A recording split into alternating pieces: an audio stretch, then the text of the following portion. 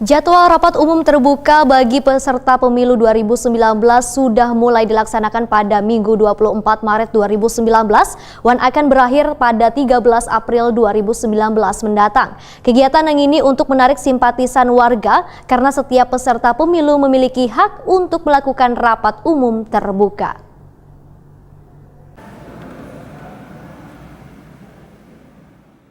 Jadwal rapat umum terbuka bagi peserta pemilu 2019 sudah mulai dilaksanakan pada Minggu 24 Maret 2019 dan akan berakhir pada 13 April 2019 mendatang. Kegiatan untuk menarik simpatisan warga ini pun harus benar-benar bisa dimanfaatkan oleh peserta pemilu 2019.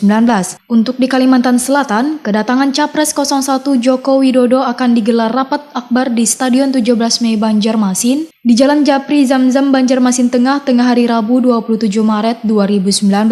Masa nang datang pun diperkirakan mencapai puluhan ribu orang. Ketua Jaringan Pendamping Kebijakan Pembangunan Kalsel Winardi Setiono Wahyuditakuni Prima TV, tengah hari Senin 25 Maret 2019 berharap peserta pemilu bisa saling berkomitmen agar mencapai kampanye nang damai. Karena setiap peserta pemilu memiliki hak untuk melakukan rapat umum terbuka. Hak tersebut bisa digunakan secara maksimal atau menyesuaikan demi kenyamanan warga. Politisi Partai Nasdem ini pun mengingatkan agar beberapa peserta rapat umum terbuka bisa selalu tertib dan menjaga diri, saling memahami posisi masing-masing antar tim pendukung, peserta pemilu, dan pelaksana kampanye. Peserta pemilu pun dihimbau untuk memperhatikan aturan-aturan yang telah ditetapkan. Winardi Setiono pun meminta pelaksana kampanye menanyakan aturan kepada panitia pengawas yang ada di lapangan untuk menghindari terjadinya nang kada diinginkan. Warga pun diminta untuk menikmati masa kampanye rapat umum ini sebagai proses demokrasi 5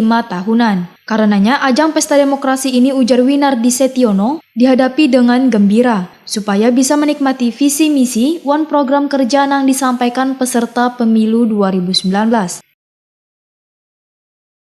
Kita harapkan bahwa ini berjalan dengan baik dan kondusif.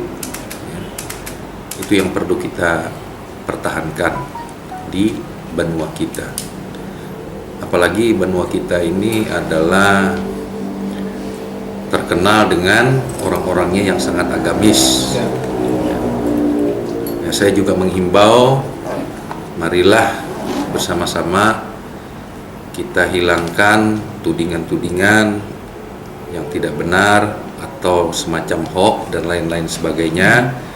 Marilah kita mendewasakan pikiran dan bertindak dengan cerdas untuk menentukan siapa pilihan kita melalui visi dan misi yang akan dijelaskan kepada kita semua.